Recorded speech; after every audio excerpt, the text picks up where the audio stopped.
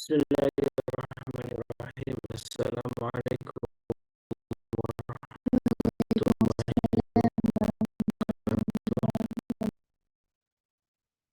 wabarakatuh.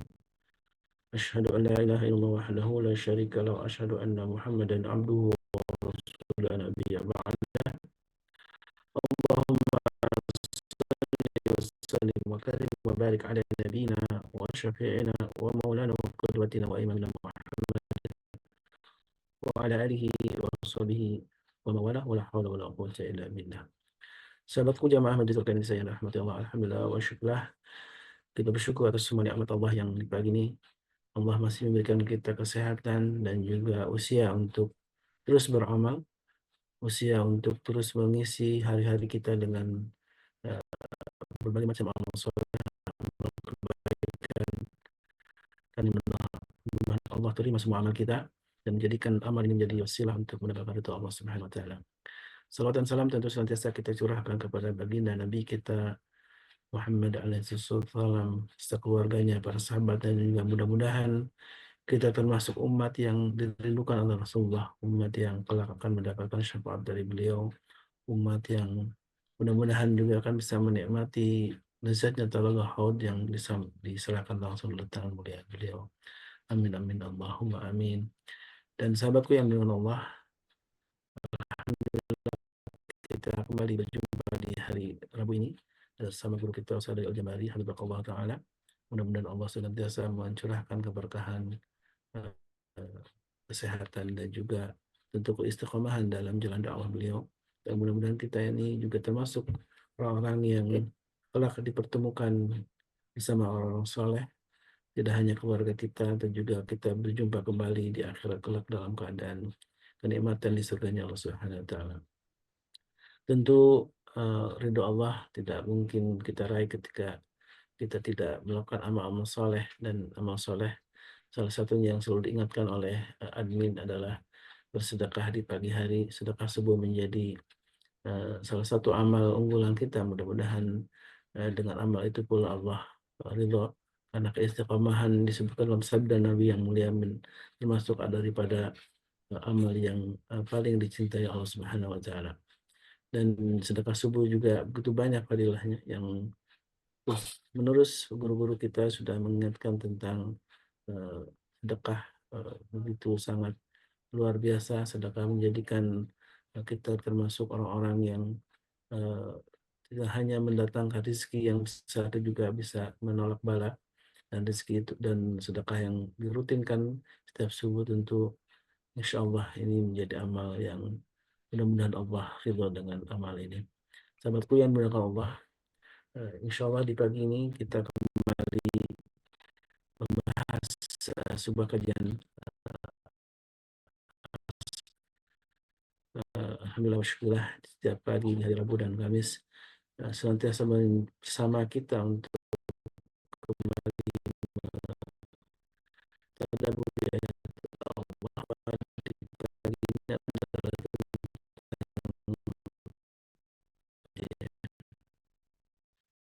tentu kita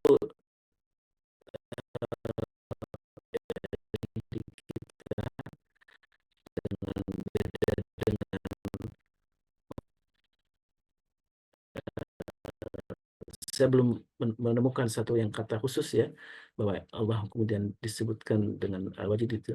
Nanti barangkali disebutkan nanti, karena ada hanya verifikasi kata inilah yang kemudian kita temukan dalam berbagai macam ayat dalam Al-Quran Al-Karim. Dan insya Allah apa makna al-wajid dan bagaimana kita mengaplikasikannya dalam kehidupan kita, itu tentu yang selalu diingatkan oleh guru kita Ustaz Al-Jambari. Tidak hanya kita menghafal, mengumpulkan hafalan-hafalan Asmaul Husna gitu ya, tak cukup, tapi yang paling penting adalah bagaimana kita mengamalkan, mengaplikasikan pemahaman dari kata-kata atau Asmaul Husna ini dalam kehidupan kita sehari-hari. Alhamdulillah, sudah bersama kita. Assalamualaikum. Waalaikumsalam warahmatullahi wabarakatuh. Kaifa halak Ustaz? Alhamdulillah, bi khairin bidu'aikum. Insyaallah. Masya Allah, Masya Allah, Masya Allah, Tabarakallah. Dingin di Indonesia, di Depok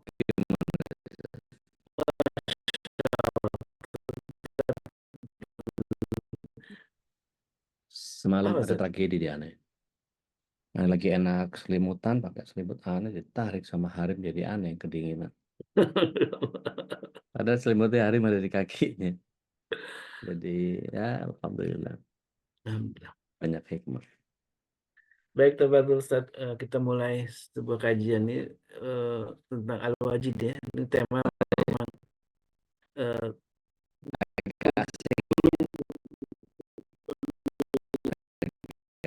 Asing.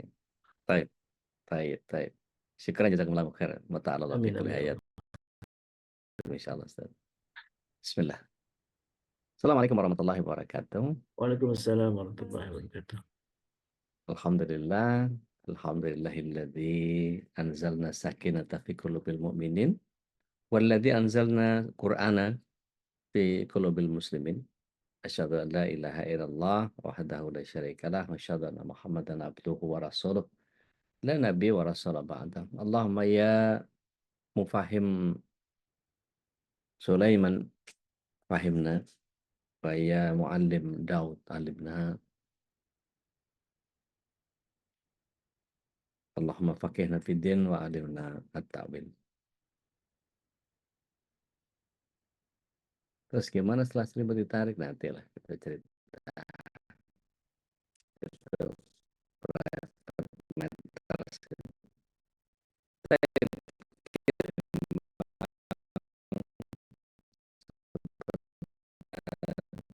Menemukan istilah al-wajid. Tetapi kalau seperti pengantarnya Yuk Dwi di undangan, maka beliau menyetir surat 93, surat Duha, ya, ayatnya yang keberapa beliau beliau setir tuh.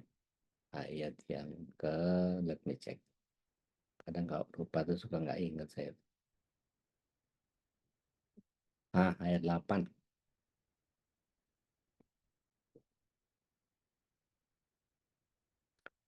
Alhamdulillah minasyaitonirrajim. Sebetulnya dari ayat 7-nya juga juga ada kata yang sama ya. Wajadaka ailan fa'aghna. Dan Allah menemui kita sebagai orang yang kekurangan lalu dia memberikan kecukupan. Jadi mendapati atau menemukan wajada itu Allah al-wajid. Kalau di ayat 7-nya wajadaka dhalan fahada. Dan yang Rasulullah SAW itu belum diberikan pengetahuan, maka kemudian bukanlah Rasul Shallallahu Alaihi Wasallam itu diberikan kesesatan, tetapi beliau yang kemudian menghadirkan Allah SWT dalam bentuk fahadah. Maka Allah yang memberikan hidayah. Ya. Baik. Kira-kira dari selimut jadi panjang. Ya. Baik. Saya sebetulnya begini, membahas bab Asmaul Husna ini. Tidak ada sedikit pun pengetahuan saya tentang asma Allah kecuali ada pada Allah sifat-sifat itu. Tetapi saya hanya sekedar menyampaikan apa yang saya baca, terutama di kitab Asmaul Husna-nya Agim ini untuk hidup penuh makna di bestseller. Saya beli ini di Quran Best, ya. Aplikasi yang afiliasi dengan kita. Saya hanya sekedar membaca dan menyampaikan apa yang saya pahami. Tentu sifat Allah yang ada pada Allah saya nggak punya pengetahuan di dalamnya. Jadi saya bukanlah orang yang piawai untuk kemudian menjelaskan ini secara rinci. Tidak. Saya hanya sekedar membaca apa yang para ulama hadirkan dalam beberapa pembahasan. Di eh, Sebetulnya kalau kita baca dari surat 93 itu dari ayat 6 juga sudah bisa kita dapati ya. Artinya wajadaka Allah mendapatimu atau menemukanmu sebagai orang yang bingung, lalu Allah berikan petunjuk. Dan Allah wajadaka ilan fa'aghna, mendapatimu sebagai orang yang kekurangan, lalu Allah berikan kecukupan.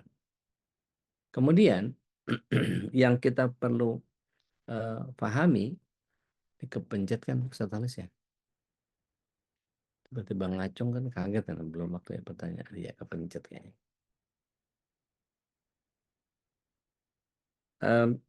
Fudail bin Iyad, salah satu ulama zuhud yang terkemuka dari generasi tabi'in, beliau berkisah tentang seorang hamba yang sedang kesulitan. Dia keluar membawa benang tenun miliknya lalu menjualnya seharga 1 dirham. 1 dirham itu uang kita mungkin 80 ribuan sekarang.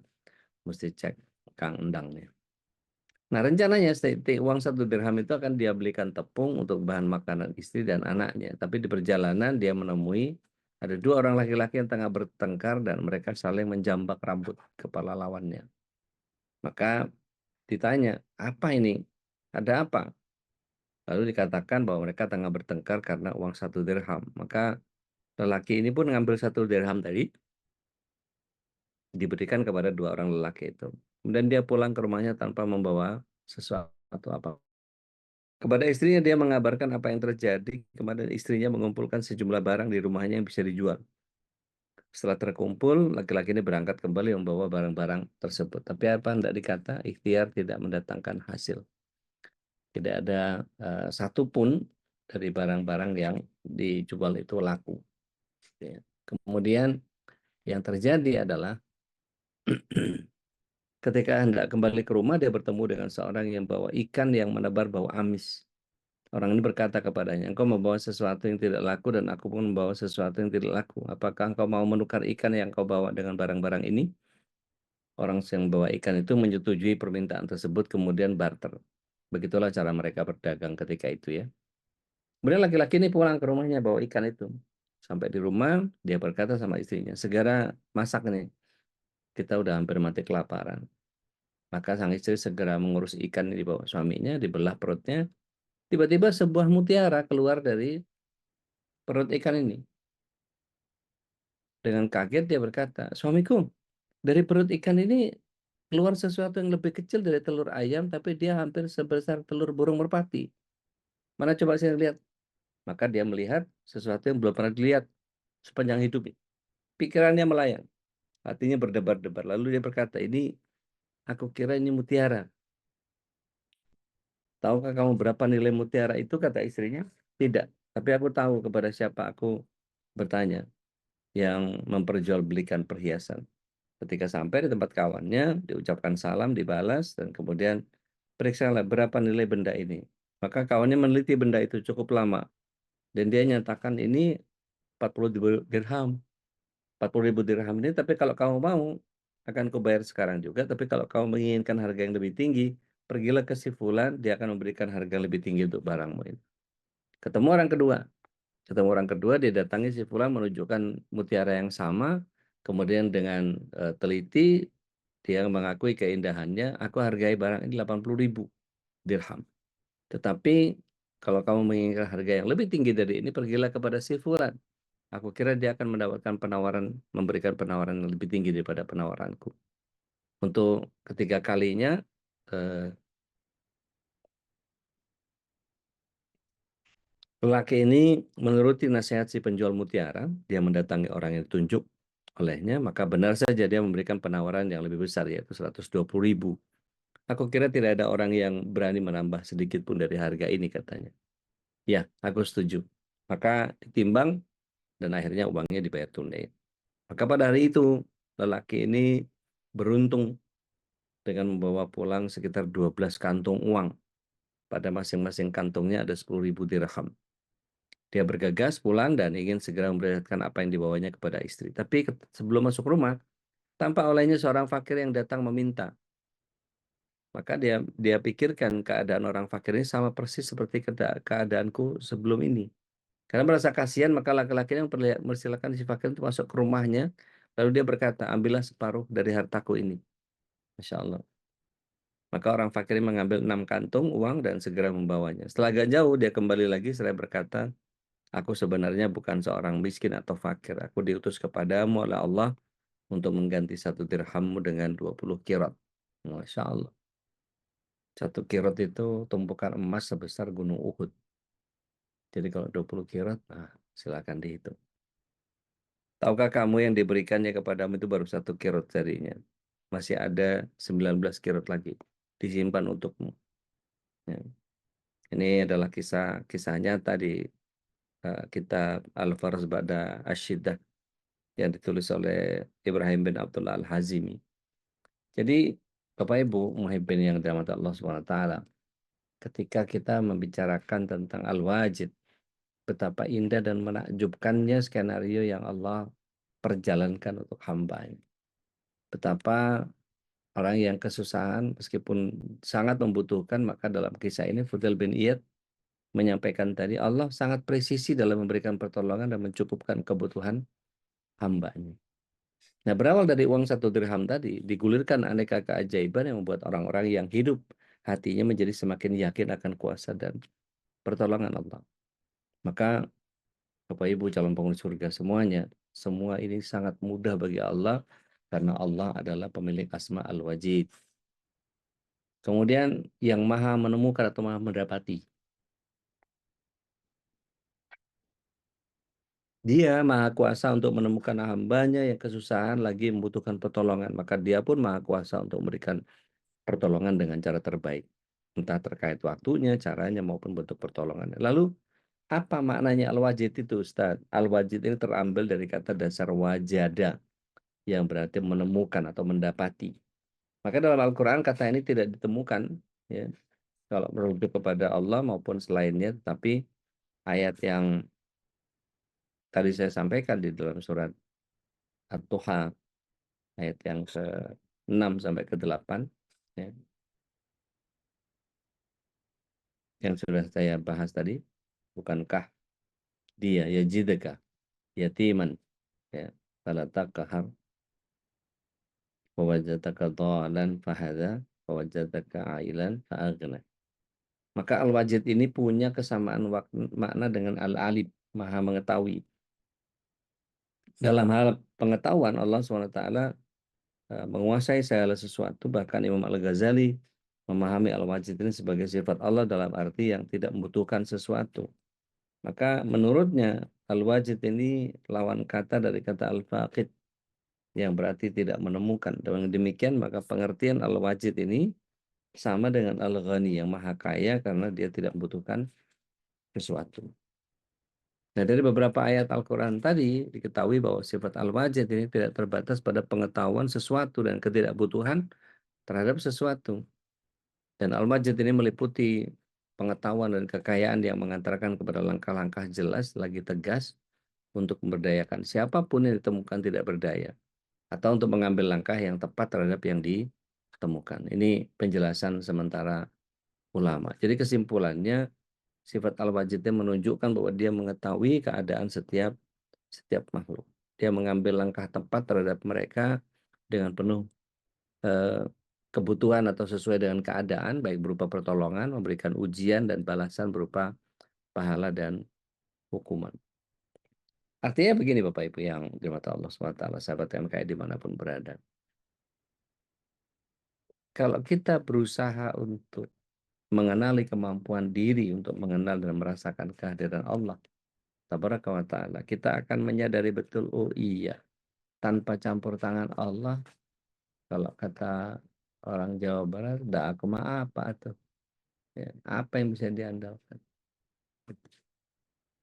Maka ketika kita memahami bahwa tidak ada yang paling lezat bagi seseorang yang telah mengenal Allah Al-Wajid selain dia merasa ditatap dan ditemani. Kapan dan dimanapun dia berada, apa ketika dia menyendiri di kamar, tengah tenggelam dalam kesibukan kantor, berbelanja di pasar, tengah belajar, atau saat melakukan perjalanan. Bahkan ketika di kamar mandi sekalipun, dia akan selalu merasa dekat dengan Allah ketika merasa dirundung masalah, kebimbangan, kesedihan, dan beragam cobaan. Seorang hamba al-wajid, dia akan sadar betul bahwa tidak ada yang bisa menolongnya selain Allah. Zat yang maha menemukan atau mendapati segenap hambanya yang tengah membutuhkan pertolongan. Maka orang yang hatinya sudah sampai kepada puncak pengenalannya terhadap asma Allah al-wajid, maka dia akan senantiasa merasakan kehadiran Allah dimanapun berada. Ketika dia mengemudikan mobil, maka hatinya penuh zikir. Dia tahu mobilnya tidak akan bertabrakan tanpa izinnya. Kan di jalan itu kalau nggak disundul ya nyundul, kalau nggak ditabrak ya nabrak, kalau nggak diserempet ya nyerempet. Gitu. Maka dia dengan sadar berjalan bahwa mobil yang dikendarainya bisa saja mengalami kecelakaan. Itulah mengapa kemudian dia akan berjuang untuk menjaga hati dan penglihatannya agar tidak tergelincir kepada sesuatu yang haram. Mungkin sebagian orang, udah bayar asuransi aja. Padahal kalau secara hukum, kita bisa ngobrol nanti sama Ustaz Abu Bakar, eh, Ustaz advokat. Beliau pasti kalau ditanya tentang bagaimana hukum asuransi, pasti beliau ada gharar di dalamnya. Ya, kecuali yang akadnya akad syariah. Gitu ya. Nah, maka di bagian ini membuat kita menjadi memahami bahwa apa yang Allah Tabaraka wa Ta'ala berikan kepada kita, yakni kedekatan, maka ini membuat kita menjadi saya nggak butuh asuransi, tetapi saya akan berdoa kepada Allah setiap perjalanan saya. Maka saya akan bersedekah seharga asuransi untuk kemudian Allah kirimkan malaikat untuk saya. Nah, itu bagian yang kemudian membuat kita menjadi eh, paham bahwa yang dimaksud yakin dengan penjagaan Allah itu seperti itu. Maka mungkin dia nggak butuh CCTV, dia nggak butuh satpam, dia nggak butuh pagar yang tebal, tinggi, panjang, pakai strom, kemudian ada tulisan eh, awas tante galak, eh apa? Biasanya apa? Awas apa? Anjing galak. Kan Dogi kalau galak. kalau anjing kan tantenya anjing juga kan? Iya, iya anjing galak biasanya, bukan awas tante galak ya. Kemudian ketika kita memahami bahwa eh, Allah memberikan pertolongan berupa keputusan yang tepat ketika dia mengambil sebuah keputusan, atau Allah Tabaraka wa Ta'ala memberikan satu eh, solusi, atau Allah memberikan kemampuan dia untuk berpikir kreatif gitu ya. Jadi eh, saya sebagai orang yang pernah bekerja di bidang kreatif itu seringkali justru tidak pernah rasa kecewa atau sakit hati udah ngasih ide kok ditolak, udah ngasih ide kok ditolak. Enggak, justru ketika makin ditolak, makin cari sesuatu yang diapain ya, diapain lagi ya, diakalin ini kali, ini kali, ini kali. Sehingga berbagai macam alternatif kita bisa munculkan dalam berbagai aspek. Misalnya, eh, ini harus tertutup. Oke, tertutup itu kelihatan atau nggak kelihatan? See through gitu. Kalau see-through berarti bisa pakai apa? Bisa pakai kaca. Kalau pakai kaca gampang pecah. Berarti agak durable. Berarti pakai akrilik. Akrilik mau setebal apa? Oh ini nanti mau dikasih, wah itu langsung pakai plastik mika aja biasa. Sehingga dan seterusnya. Sehingga kalau cost-nya sekian maka bisa pakai ini dan seterusnya. Itu karena saya orang produksi, jadi seringkali tahu mendetil soal ini di sini, itu di situ dan apa segala macam. Maka ketika ada orang yang meminta saya untuk mengerjakan sesuatu yang eh, nggak umum gitu. Nah itu bagian yang saya kadang-kadang kasih idenya juga nggak umum. Tapi maksud saya ingin menunjukkan bahwa memang memang untuk menunjukkan itu menjadi bagian yang sangat PR sekali. Saya nggak sebut merek bannya ya, tapi saya diminta untuk waktu itu launching. Kemudian saya berikan ide kepada art directornya. Eh, Dibawa di sirkuit aja, bawa ke Sentul. Kemudian dites. Bagaimana cara ngetesnya? Ada satu track dipasangin water sprinkler. Jadi disemprot, basah dalam waktu sekian. Dia muter itu udah dalam keadaan basah. Tapi sebelumnya dia lewat di track kering dulu, kemudian disemprot dengan basah, maka kita lihat dengan slow-mo, kameranya dipasang dengan slow-mo, dan kemudian melihat kelihatan bagaimana kembangan ban itu dipecah airnya sama eh, waktu itu dia memang mengklaim sebagai ban yang khusus untuk hujan, gitu. Ada aqua-aquanya gitu. Ya. Eh, Begitu disetujui sama art director, ternyata eksekusinya yang nggak mampu. Nah, sayangnya nggak dilibatkan di situ. Padahal sebenarnya kalau bisa itu dengan pompa kecil saja bisa langsung semprot seketika itu dan mengadu kecepatan sama itu pakai pakai mesin pompa yang biasa saja sudah sangat luar biasa gitu. Dan bahkan saya menyarankan kalau ada budgetnya jatuhkan ban itu dari helikopter sehingga kelihatan kalau dijatuhin dari ketinggian tertentu itu sampai mental ke itunya tuh membalannya itu atau kepenjalan bannya itu menjadi teruji gitu. Dibilang, wah ya keren-keren, tapi kok budgetnya gede banget ya. Iklan juga gede banget saya bilang.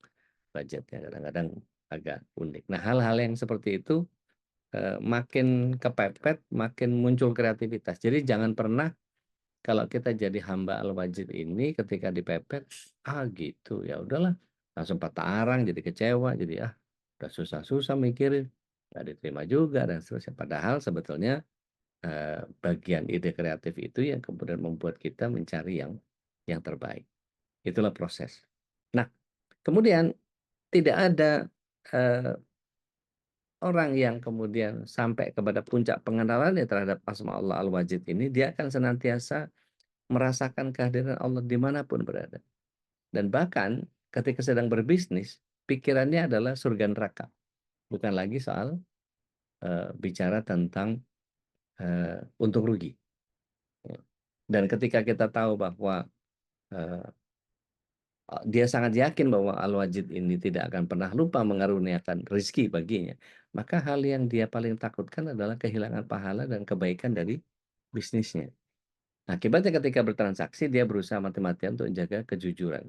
Nah, dia selalu memperhitungkan pandangan Allah dari pandangan pembeli.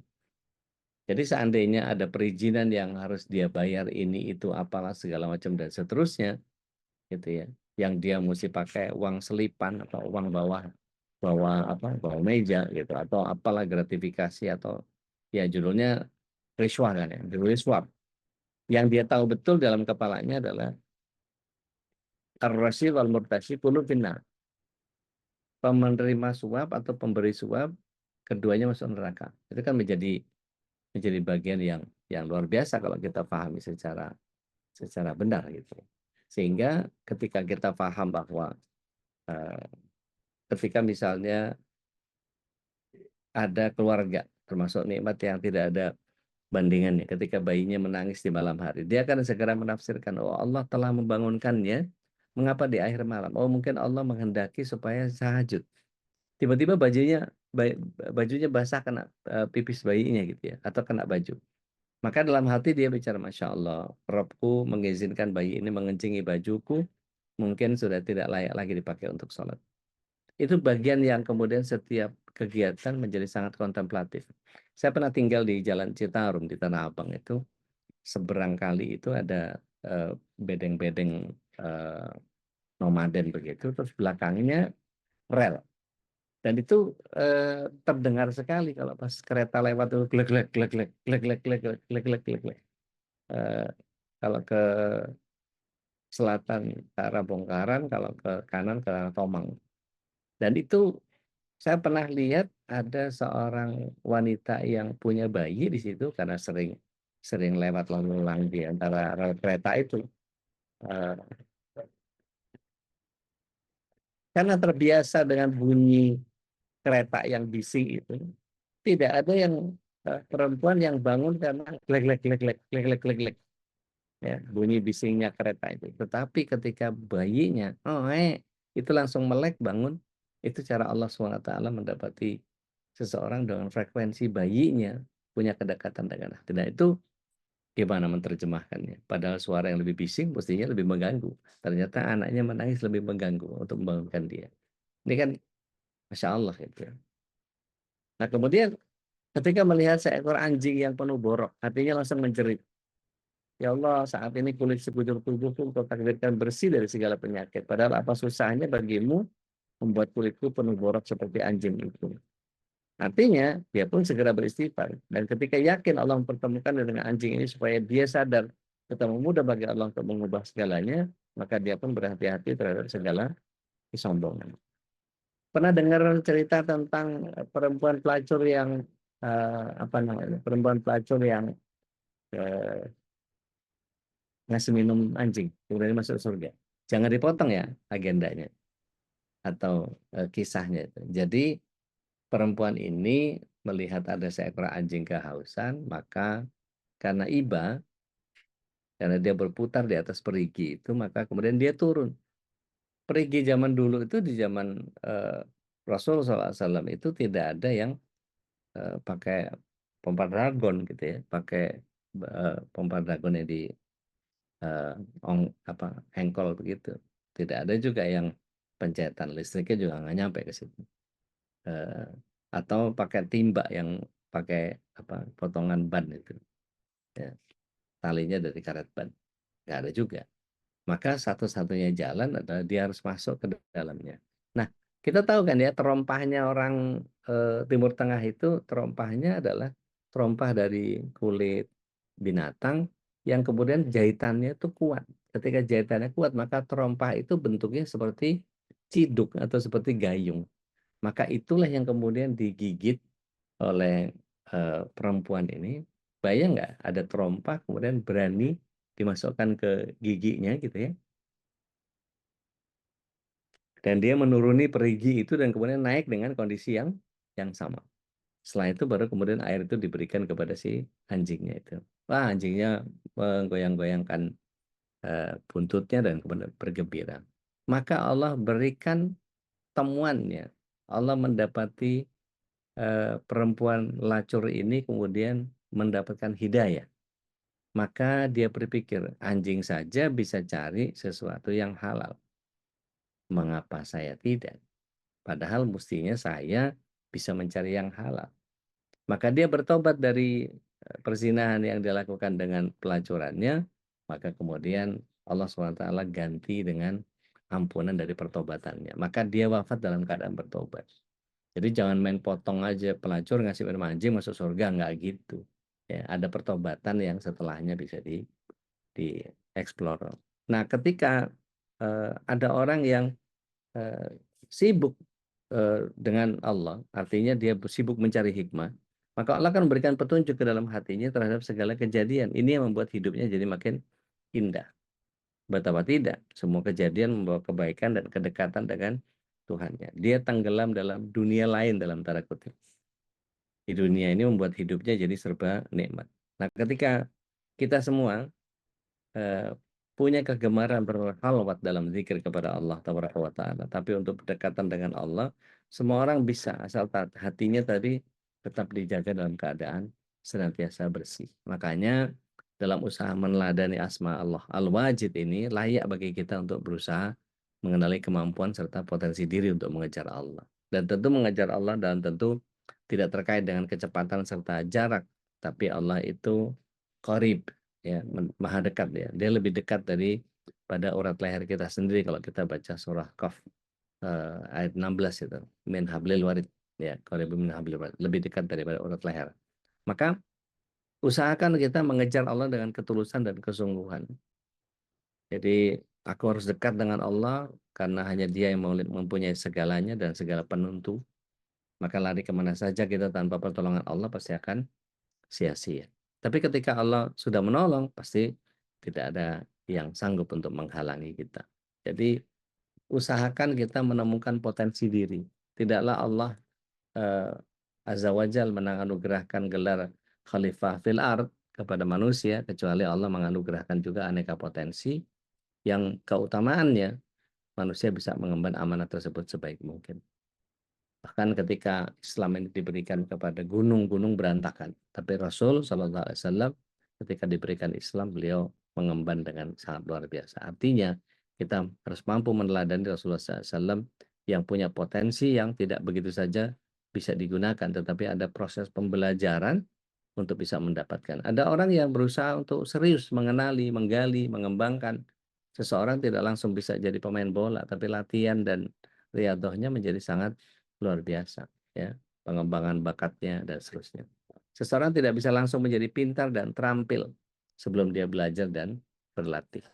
Seseorang tidak akan menjadi mendapatkan kebahagiaan dunia akhirat sebelum dia serius beriman kepada Allah.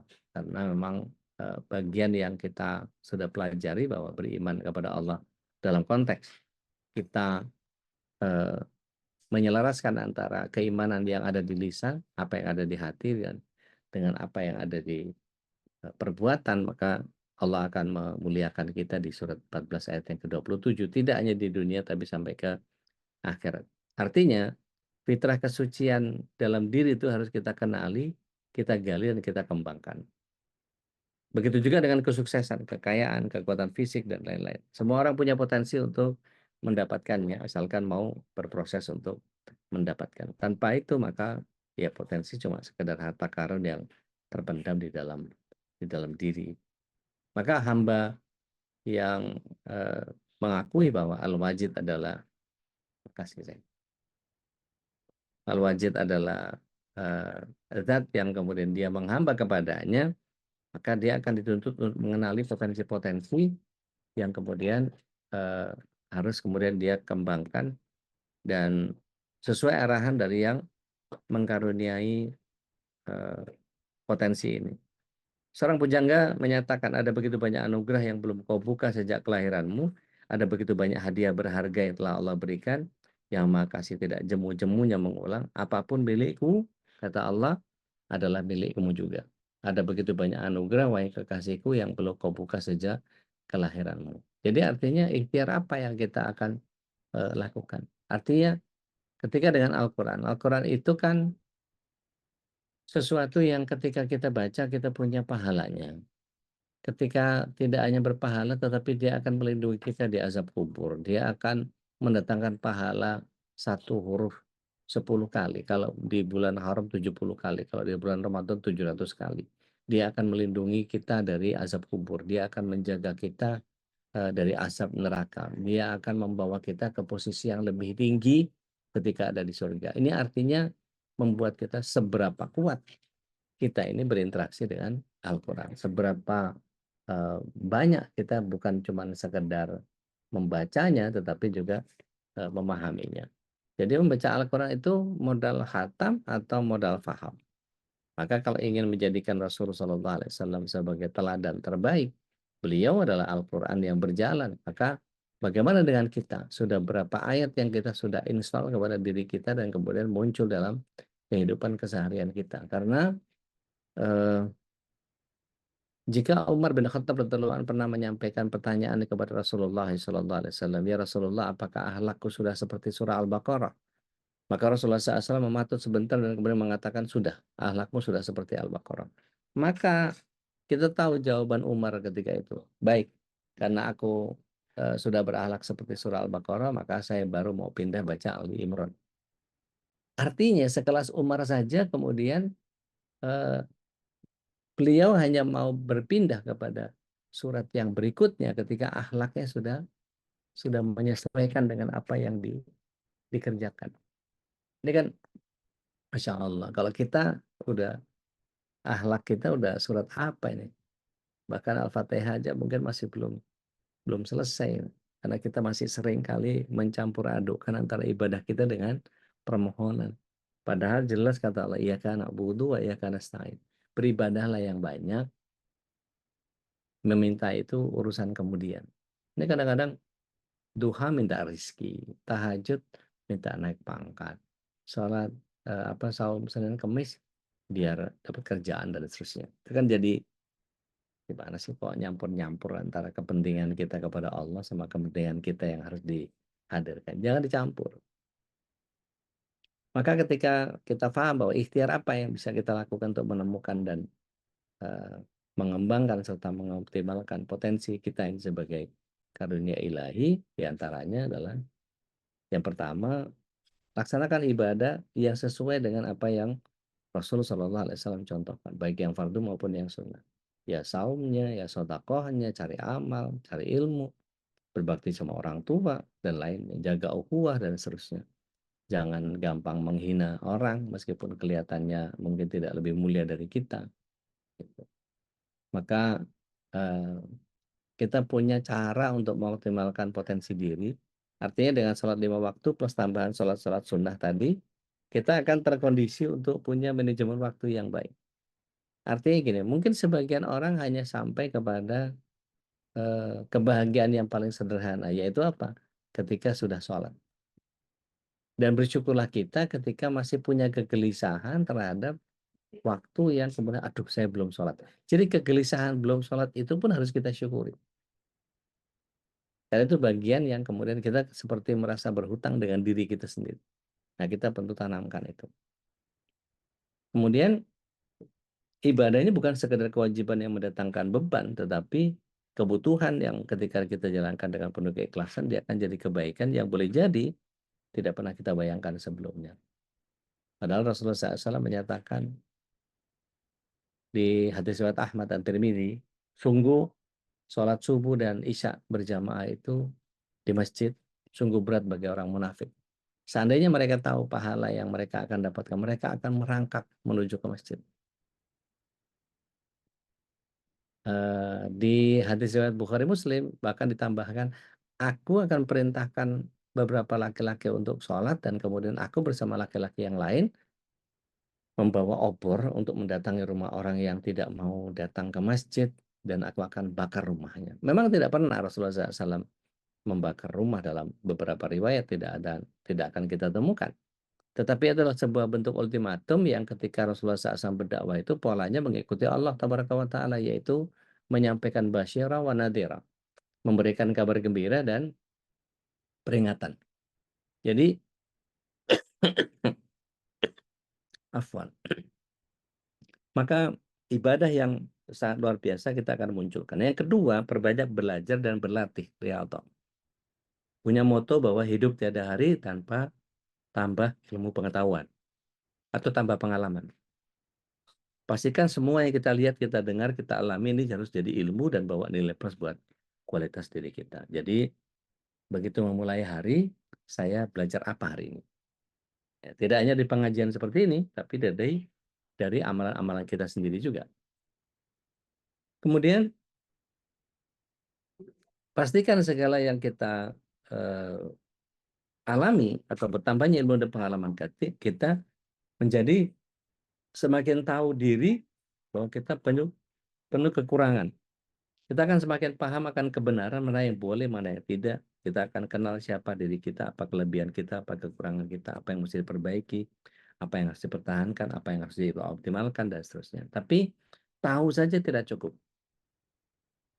Kita wajib mengamalkan apa yang sudah kita tahu. Bukankah ilmu dan amal itu adalah satu kesatuan, dua sisi mata uang yang tidak bisa dipisah. Maka punya program dan target tentang apa yang kita ingin latih.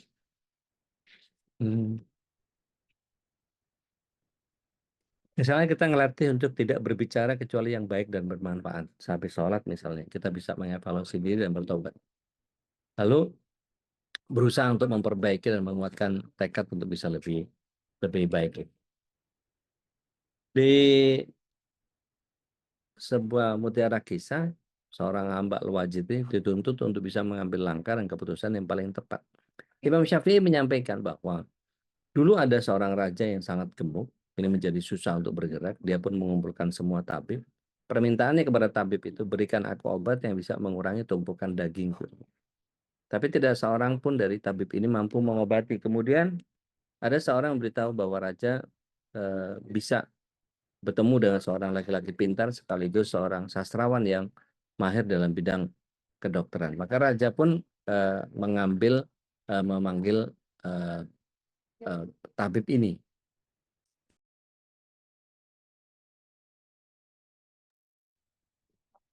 Maka kemudian orang bijak ini kemudian berkata, semoga Allah menyembuhkan baginda. Aku adalah seorang tabib sekaligus ahli nujum. Malam ini biar ku periksa penyakit kegemukan Anda dan ku carikan obatnya. Maka besoknya orang bijak ini mengatakan bahwa, wahai baginda, aku meminta jaminan keamanan darimu. Maka raja menjawab, baiklah, kamu aman. Orang ini berkata, apabila melihat keadaan baginda, saya mengira umur baginda tidak akan lama lagi. tidak lebih dari sebulan. Jika berkenan, aku akan mengobati Baginda. Jika Baginda meminta pembuktian lebih lanjut, tahanlah aku di tempat ini sampai sebulan lamanya. Apabila ucapkanku benar, maka bebaskan aku. Jika tidak, hukumlah aku. Maka akhirnya orang bijak ini ditahan. Jadi, adapun raja setelah mendengar ramalan bahwa dirinya akan berumur pendek, dia pun meninggalkan kebiasaan hura-huranya. Dia memilih menyendiri dan menjauhi manusia. Dalam keadaan sedih, dia merenung dan terus menghitung hari. Setelah 28 hari berlalu, maka raja mengeluarkan orang bijak itu dari tahanannya. Raja ingin bertanyakan masalah ramalannya. Bagaimana menurutmu? Semoga Allah menguatkan Baginda. Aku ini sangat kecil di hadapan Allah dan untuk mengetahui hal-hal gaib. Aku tidak tahu batas usiaku. Bagaimana mungkin aku bisa tahu batas usia Baginda? Menurutku, tidak ada obat yang penyakit yang kau derita kecuali kesedihan. Dalam keadaan sedih, Baginda akan kehilangan nafsu makan dan aku tidak bisa membuat Baginda bersedih kecuali dengan cara mengingatkan dzikrul maut. Maka aku beritahu kepadamu bahwa engkau akan mati setelah 1 bulan. Lihat akibatnya, lemak dan dagingmu, tubuhnya jadi berkurang. Maka raja pun mengerti dengan apa yang diucapkan orang bijak ini. Dia pun dibebaskan. Maka dia mendapatkan penghargaan. Ya. Dikutip dari biografinya Imam Syafi'i, Dr. Tariq Suwaidan sebagai mu'alifnya. Jadi, bagaimana meneladani Al-Wajid ini? Ketika kita dihadapkan pada satu keadaan yang butuh satu langkah atau solusi yang cepat, hal yang pertama kita istighfar, minta kepada Allah. Dan juga kepada bagian yang kita yakin bahwa Allah menemukan kita dimanapun kita berada dan akan memberikan balasan dengan seadil-adilnya. Ya.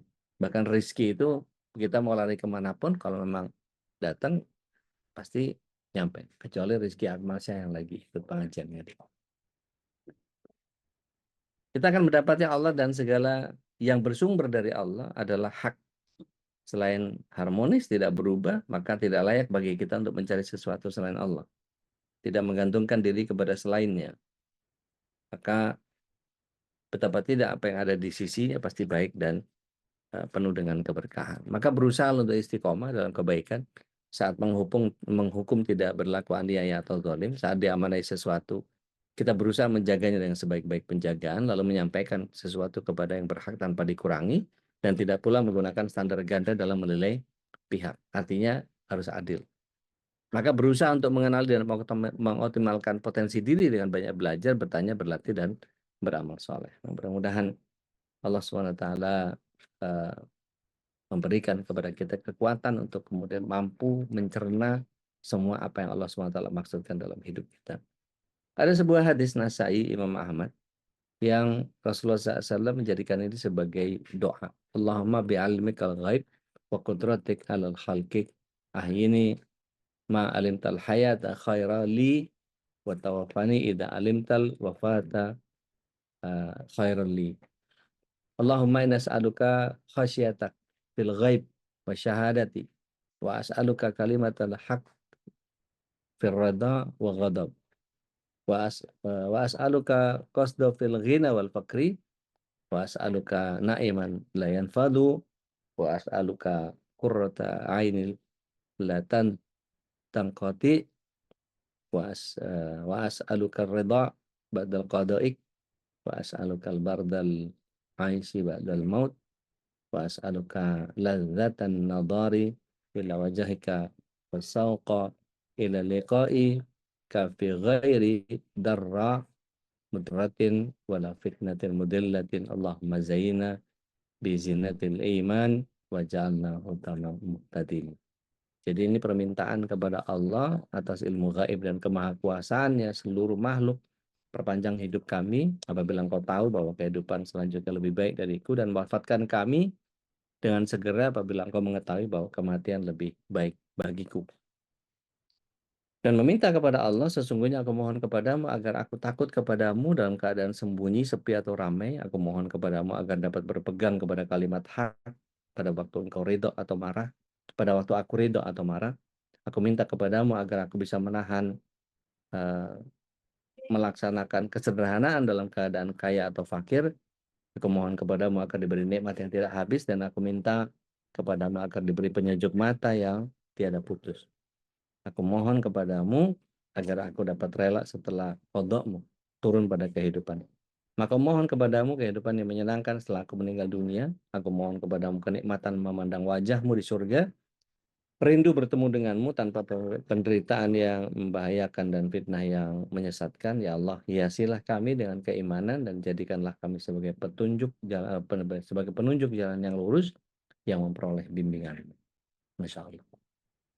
Mudah-mudahan kalau kita lihat surat 16 ayat 8, di sana sebagai penutup, di mana di dalam syarah kitab Al-Hikam itu ada balasan terbesar dari sebuah amal soleh adalah ketika Allah Ta'ala menerima amal tersebut. Mengapa dikatakan terbesar? Sungguh apapun yang telah kita lakukan itu masih jauh dari apa yang dituntut dan diwajibkan Allah. Hanya dengan kasih sayangnya dia memberikan aneka nikmat kepadamu sebagai balasan atas amal kebaikanmu sehingga engkau tidak menemukan satu amal pun yang dibalas lebih rendah. Padahal nikmat darinya tidak sebanding dengan kualitas amal kebaikan. Kita lihat surat 16 ayat 18 dikatakan a'udzubillahi minasyaitonirrajim yang artinya dan jika engkau menghitung-hitung nikmat Allah niscaya dirimu tidak akan mampu menghitung. Fa in ta'uddu nikmatallahi la tuhsuha. Waalaikumsalam. Tapi wallahu a'lam bishawab, mudah-mudahan menginspirasi setiap kita untuk menyadari betul bahwa Al-Wajid adalah Sang Maha menemu atau mendapati sehingga kita akan diberikan solusi dalam kehidupan kita apapun. Ketika menemukan masalah, cari celah surganya. Kira-kira datang dari sisi sebelah. Saya kembalikan lagi ke Ustadz Khalis Feta Fatul Muslim.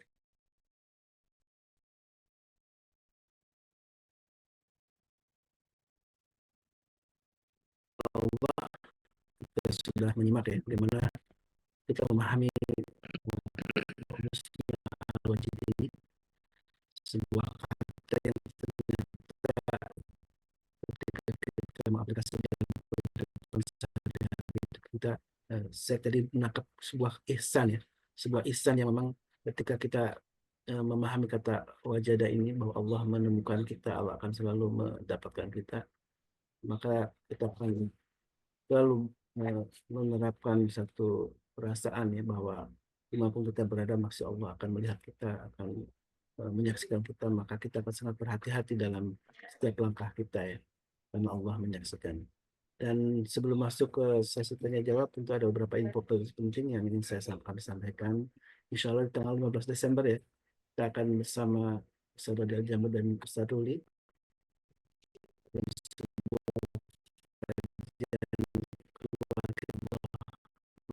bukan kita untuk hadir karena kita tentu mendapatkan ilmu dan hikmah dari para guru kita, juga kita bisa bersilaturahmi dengan para guru kita dan juga para jamaah MKI yang dimuliakan Allah. Ini sebuah kesempatan yang jangan sampai disia-siakan. Insya Allah seharian kita dari pagi sampai sore kita akan berjumpa untuk mengurai kembali tentang keluarga kita, dan insya Allah ini menjadi inspirasi untuk kebaikan dan keberkahan keluarga kita. Silakan untuk menghubungi Bunda Nadia ya, dan ini kesempatan jangan sampai disia-siakan. Dan sebelumnya di tanggal 16 pun tanggal 14 ya, insya Allah kalau nggak salah sudah ada juga jadwal untuk kegiatan rutin kita, kegiatan khitan di rumah khitan Zidan, insya Allah di tanggal 14 juga akan kita selenggarakan. Jadi sedekah yang Bapak Ibu jamaah titipkan kepada kami, salah satunya kami gunakan untuk kegiatan khitan dan kegiatan operasional dari dakwah MKI. Dan juga tentu sebagian akan kita salurkan untuk saudara kita di Gaza dan juga untuk kegiatan rumah tahfidz. Jadi dia Qur'annya Tuan Guru Suparman Padi dan rumah tahfidnya Al-Kausar. Itu saja mungkin informasi yang penting yang juga ingin disampaikan, dan kita buka dulu sesi tanya jawab. Silakan Bu Nadia. Assalamualaikum warahmatullahi wabarakatuh. Waalaikumsalam warahmatullahi wabarakatuh. Bude, ini yang pertama, al-wajid, wajada itu dikaitkan dengan kalimat menjada, wajada itu ada kaitannya tidak. Terus yang kedua, saya tuh kan orangnya tuh nggak enakan gitu. Jadi kalau misalnya habis bicara atau habis ngetik chat gitu kadang suka dipikirin. Terus kadang-kadang akhirnya di delete, takut salah nih gitu. Itu salah nggak? Terus baiknya seperti apa, Ude? Baik. Assalamualaikum. Waalaikumsalam. Bismillah. Assalamualaikum ala Rasulillah. Apakah wajada ini ada hubungannya dengan manjada wajada? Ada. Jadi barang siapa yang bersungguh-sungguh maka dia akan mendapati. Barang siapa yang ngotot dia akan menemukan. Jadi kalau kemudian dia mengulang prosesnya, kok belum dapat ya, kok belum dapat ya, kok belum dapat ya. Kadang-kadang seperti tadi, proses penyampaian sesuatu kayak Nadia tadi sering habis nulis ya itu, aduh kayaknya kok kurang elok ya, terus nggak enakan gitu. Maka di-delete.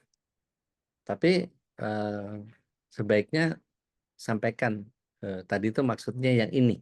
Jadi pengganti yang dibuang itu ada bagian yang buat orang jadi nggak bikin emoticon atau meme atau stiker-stiker yang aneh-aneh. Ya belum dibaca kok udah dihapus. Apalah macam-macam ya kalau meme-nya stiker itu kan aneh-aneh. Yang ngapus pesan 11 kali sholawat, apalah segala macam gitu. Jadi kayak bikin syariat baru gara-gara gitu ya. Kalau seperti itu boleh nggak mengoreksi, nggak apa-apa untuk memperbaiki apa yang sudah terjadi. Sama seperti ini kalau kita tanya Mbak Reni untuk bikin puisi misalnya atau bikin lirik satu prosa atau satu karya sastra itu pasti butuh kok rimanya nggak dapet ya, kok kata yang dimau nggak dapet ya. Tapi kadang-kadang ada bagian yang nggak ada kata yang pas buat itu, ya udah itu aja gitu. Akhirnya nggak mentingin rima, yang penting makna gitu. Dan itu hal-hal yang begitu kan jadi butuh penemuan. Artinya kalau para orang tua diminta untuk berlatih dengan ngisi teka-teki silang supaya otaknya terus terasah gitu ya. Saya sarankan baca Quran aja karena jauh lebih banyak.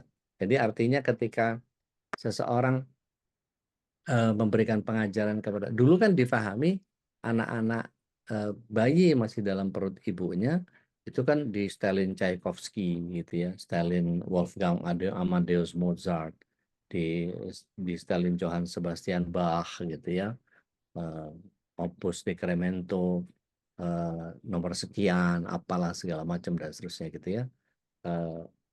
Ternyata ketika bicara tentang bagaimana pertumbuhan dendrit di otaknya bayi itu ternyata jauh lebih kuat ketika distimulir dengan Al-Quran. Dan itu penelitiannya sudah panjang. Tidak hanya Dr. Masaru Emoto, tetapi ada begitu banyak penelitian dari para ahli yang kemudian menemukan bahwa suara Al-Quran itu jauh lebih baik. Maka ya kita cari konklusi dari apa yang ada di dalam Al-Quran. Maka sifat-sifat seperti tadi, kondisi sering ragu dengan nggak enak gitu, itu mesti bisa diganti dengan pola yang lain, atau jangan terlalu cepat bereaksi.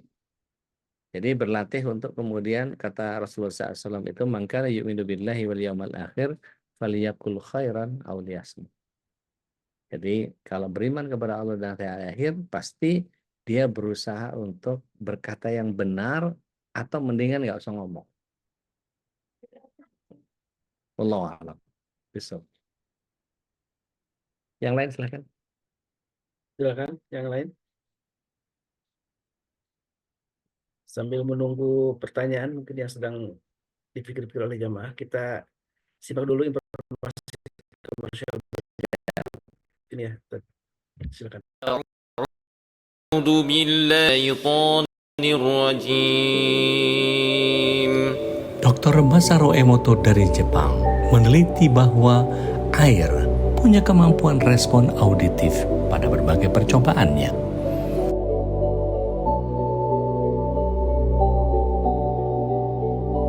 Kini hadir garam Zamira Ruqyah untuk Anda, agar hidup Anda lebih bermakna. Bismillahirrahmanirrahim.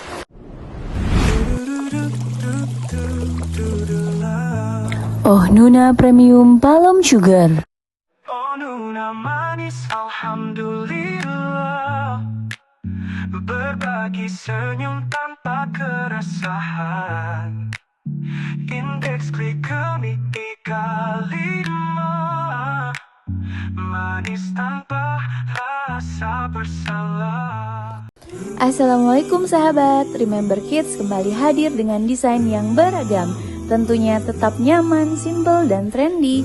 Dengan bahan katun combat 30S, sangat nyaman dipakai si kecil, baik untuk berpergian maupun bermain seharian.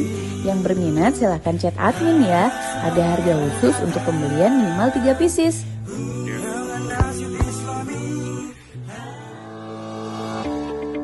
PMP 812 dibuat dengan bahan-bahan segar pilihan, dilengkapi dengan kuah cuko khas Palembang, sungguh menambah kekayaan rasanya.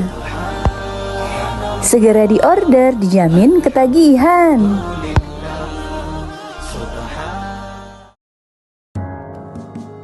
Tampil cantik dan tetap syar'i dengan brand Rayhan. Dibuat dari bahan ceruti baby doll, sangat nyaman dipakai sehari-hari dan membuat kesan elegan. Desainnya original dan anggun. Segera order dan pilih warna kesukaanmu.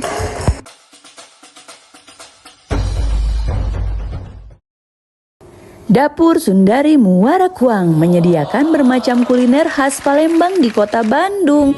Tersedia juga paket pelajar, cuma goceng loh. Paketan vakum juga melimpah, cocok deh buat yang mau jualan lagi. Aneka produk bisa dicek di website Tokopedia dan lainnya, hanya di PMP Palembang 7 Saudara. Alhamdulillah. Baik, jemaah yang dimuliakan Allah, silakan yang ingin bertanya. Dan kalau tidak ada, mungkin Sadodi bisa memberikan sebuah closing statement misalnya tentang bagaimana memahami dari surat dari Asmaul Husna Al-Wajid ini.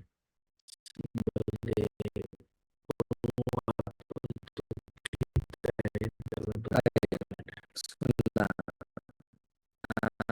Punya banyak kesulitan di hidup ini kadang-kadang kemanusiaan kita seolah-olah menurut saya.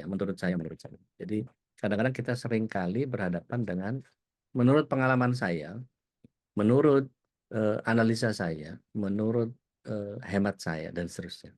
Maka biasakan untuk mengganti paradigma itu kepada saya mohon kepada Allah. Saya mohon kepada Allah. Mudah-mudahan Allah, kalau memang ini jalan yang terbaik, Allah kasih jalannya. Kalau enggak, jadi seperti bentuk istikharah. Kalau Allah ridho nih, jalan. Kalau enggak.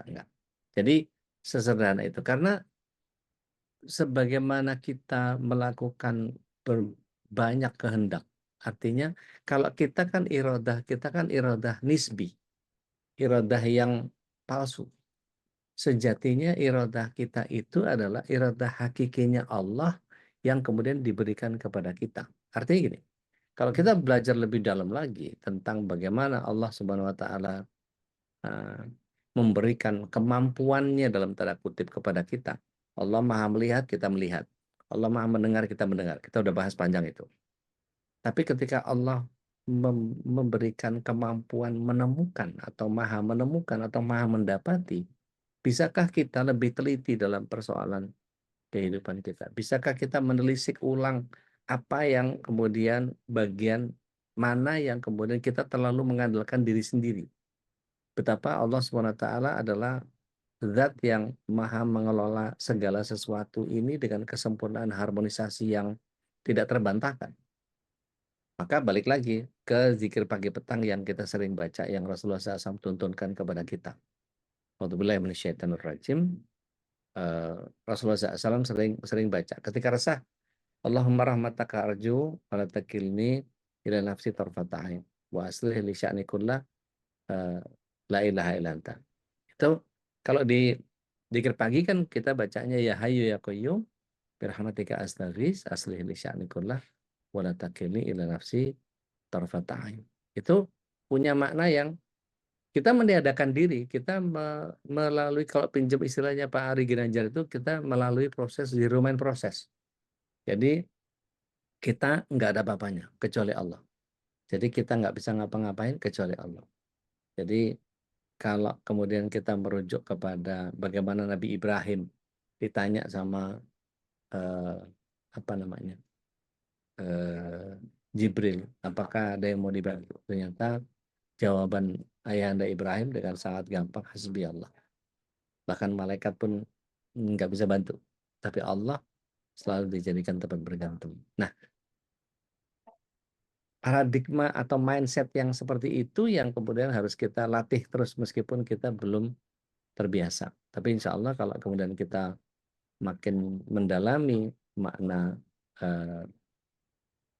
Asmaul Husna yang kita bahas, atau siapa saja yang menjabarkannya, dan kita betul-betul dapat esensi daripada apa yang dijelaskan, maka makna nama Allah yang manapun, asma Allah yang manapun, baik yang husna maupun yang tidak husna.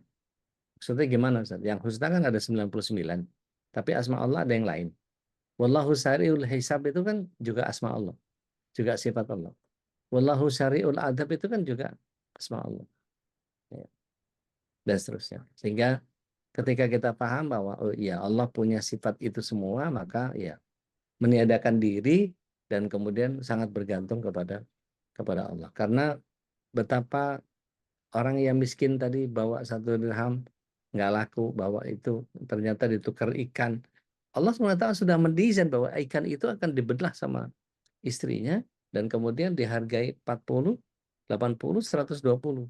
Dan kemudian masih dibagi lagi sama orang fakir yang ternyata malaikat gitu. Yang Allah SWT memberikan satu dirhamnya dengan 1 kirot, masih ada 19 kirot, tapi disimpan sama Allah SWT. Masya Allah. Itu yang bagian yang sudahkah kita punya iradah yang menyesuaikan dengan iradahnya Allah. Nah, ini ketinggian ngomongin apa tazkiyatun nufus ini. Karena bagaimana kita bisa jalankan apa yang Allah inginkan ketika kita tidak pernah tahu bagaimana Allah bersifat, bagaimana Allah punya nama dalam sifat-sifatnya. Jadi balik lagi seperti pesan antum di awal bahwa Asmaul Husna ini bukan untuk dihafal atau diilmui, tetapi untuk memunculkan akhlak kita ketika Allah Al-Wajid, apa yang harus muncul dari kita. Allah alam. So. Masya Allah, tabarakallah. Jadi saya teringat dengan satu ayat di penutup surat At-Takwir, wa ma tasya'una illa ayyasha rabbul alamin. Sesungguhnya kehendak kita lah, tidak ada kehendak kecuali Allah yang berkehendak. Maka kita harus menyelaraskan ya apa yang jadi semangat kita, tujuan kita, target kita dengan apa yang diinginkan Allah Subhanahu wa taala. Ya. Jadi ketika Allah punya kehendak, ada iradahnya Allah, ada keinginan kita, mana yang harus kita dahulukan? Nah, ini kalau ditanya ke ibu-ibu, biasanya mana yang jadi prioritas kita? Kehendak Allah dulu apa keinginan kita? Kehendak Allah. Ah, yang benar, kira suaminya mau nikah lagi nggak boleh. Boleh. Kehendak Allah yang benar, kan saya nggak punya suami. Ngotot, iya loh. Nah, itu yang kemudian jadi keinginan kita dengan kehendak Allah itu kadang-kadang suka nggak setel antara apa yang di lisan kita dengan apa yang di praktek kita. Gitu. Allah. So, mudah-mudahan makin lama kita belajar menguasai bahwa semua asma Allah yang mana saja, asmaul husna atau di luar asmaul husna, karena sangat banyak. Allah itu gaib, itu tidak ada di asmaul husna gitu. Tetapi Allah itu wujud gitu. Nah, itu bagian yang kemudian kalau dikompilasi semua data tentang asmaul husna saja udah membuat kita jadi mana yang bisa dipraktekkan duluan, dan kadang-kadang hawa nafsu kita, keinginan kita lebih mendahului. Buktinya apa? Tiap pagi masih kita lihat ada saudara-saudara kita yang sedekah tapi masih pakai rekening riba. Karena udah tahu riba itu musuh Allah. diperangi sama Allah, tapi masih aja ngotot aja terus. Tiap hari udah dikasih tahu riba itu ngeri, riba itu dosanya. Wah, kalau dipretelin panjang banget. Seperti berzina dengan orang tua kita 36 kali. Kan padan-padan yang sangat tidak nyaman, tapi tetap aja kayak nggak ngefek gitu pengajian. Wallah. Wah, mudah-mudahan kita bisa mengaplikasikannya ya, tentang Asmaul Husna ini dalam kehidupan sehari-hari kita. Dan mari kita selalu berdoa kepada Allah, beribadah beramal soleh terus Allah berikan kepada kita.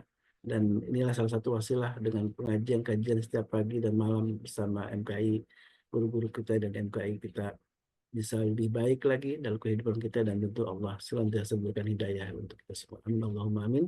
Dan mari kita doakan juga sahabat-sahabat kita, sahabat-saudara kita yang barangkali ada sedang kesulitan, Allah berikan jalan keluarnya. Dan Ya, sedang sakit, Allah juga segera sembuhkan dengan kesembuhan yang sempurna. Mari kita tutup dengan doa kafatul majlis. Subhanakallahumma wa bihamdika asyhadu an la ilaha illa anta astaghfiruka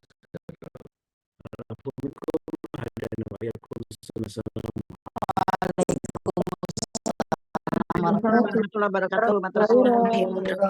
Jazakumullah. اللهم ارحمنا بالقرآن واجعله لنا إماما ونورا وهدى ورحمة.